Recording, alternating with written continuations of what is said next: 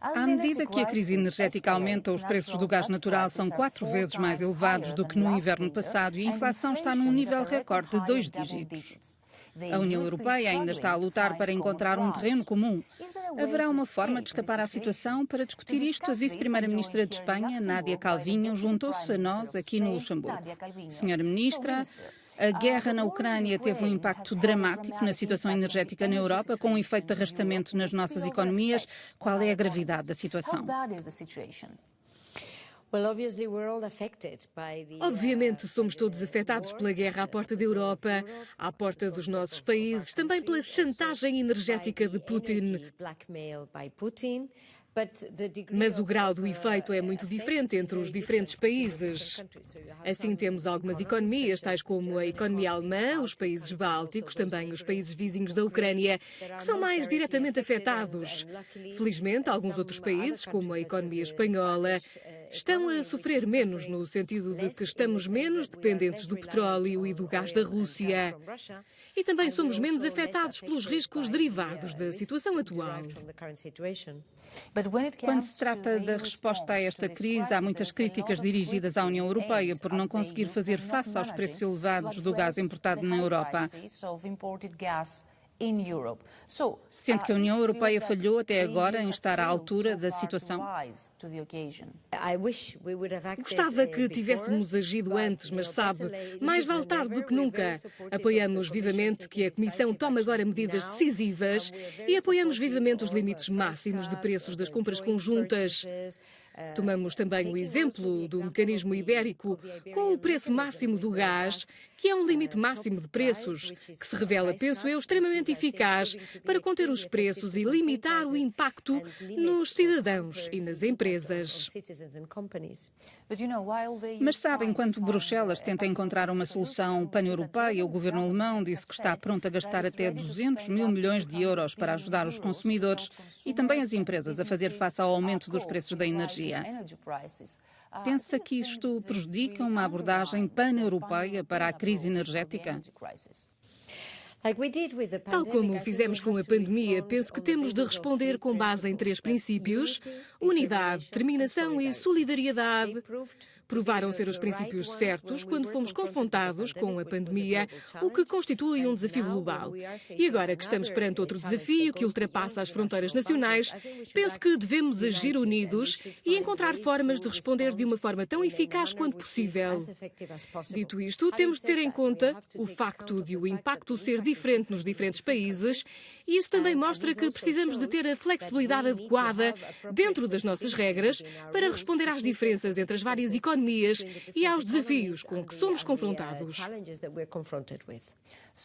Compreende então o que a Alemanha fez? Não se sente um pouco frustrada porque age sozinha quando se trata da gestão desta crise? Simpatizo muito com o facto de sermos todos confrontados com a forma de conter os preços e apoiar os nossos cidadãos e empresas nos nossos países. A situação é muito diferente, por exemplo, na Alemanha e em Espanha. Apenas para vos dar alguns números. Agora, em Espanha, vemos um crescimento muito forte. Na verdade, os dados atuais levam-nos a rever em alta a nossa previsão de crescimento este ano para 4,4%. Mas isso não significa que não tenhamos de tomar medidas importantes, com um impacto fiscal importante no nosso país, para apoiar os cidadãos e apoiar as empresas. Assim, todos nos confrontamos com o mesmo desafio de como continuar a apoiar as nossas sociedades e minimizar o impacto negativo da chantagem energética, assegurando simultaneamente a redução do déficit da dívida e preservando assim a responsabilidade fiscal. Então a Alemanha funciona nesta base que acabou de descrever, a base da solidariedade? Durante a pandemia, assistimos a uma forte solidariedade vinda da Alemanha e isto é extremamente importante para países como a Espanha, que foi muito diretamente afetada pela pandemia. Será este o caso com a crise energética? Bem, vejo um claro paralelismo, uma simetria, diria eu, no sentido de que fomos apoiados pela União Europeia quando a economia espanhola foi diretamente atingida pela pandemia. Agora estamos também a sinalizar a nossa forte solidariedade para com os países mais diretamente afetados pela chantagem e pelos riscos e desafios derivados da agressão contra a Ucrânia. Então é tempo de criar um instrumento semelhante ao que fizemos com a pandemia, o mecanismo SURE, a fim de fazer face também a esta crise. Precisamos de ver que instrumentos já estão disponíveis no orçamento europeu, mais os planos de recuperação, que são fontes de financiamento muito importantes, que podem contribuir, que têm um impacto contracíclico muito significativo e que nos podem permitir empreender investimentos e reformas de natureza estrutural. Precisamos de tirar proveito e aproveitar a oportunidade dos planos de recuperação de modo a maximizar o potencial impacto no crescimento a nível nacional, mas mais importante ainda, no crescimento a nível europeu. Como sabe, os números divulgados recentemente pelos ministros são muito desanimadores. A inflação atinge um recorde de 10%. Vimos um aumento dos preços da energia de 40,8% de ano para ano, seguido dos alimentos. O que deve ser feito?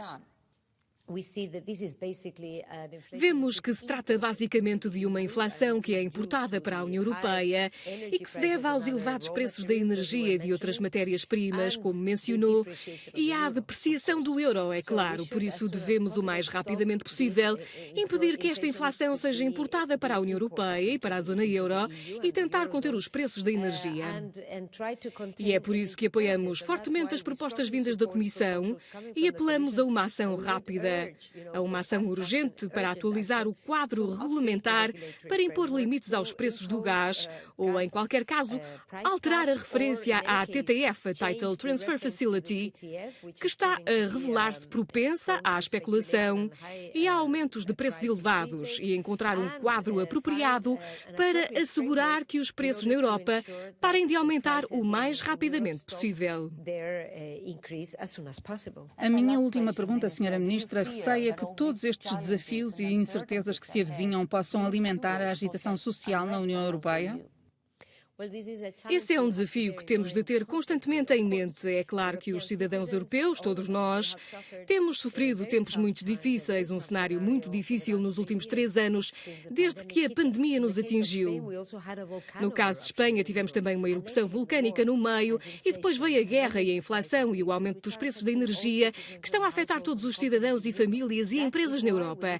É por isso que precisamos de ser extremamente responsáveis e cuidadosos neste momento para tomarmos as medidas corretas para apoiar os nossos cidadãos, mas sem perder de vista a necessidade de assegurar a consolidação fiscal e a estabilidade financeira na zona euro e na União Europeia como um todo. Thanks to you. Pleasure to be with you today.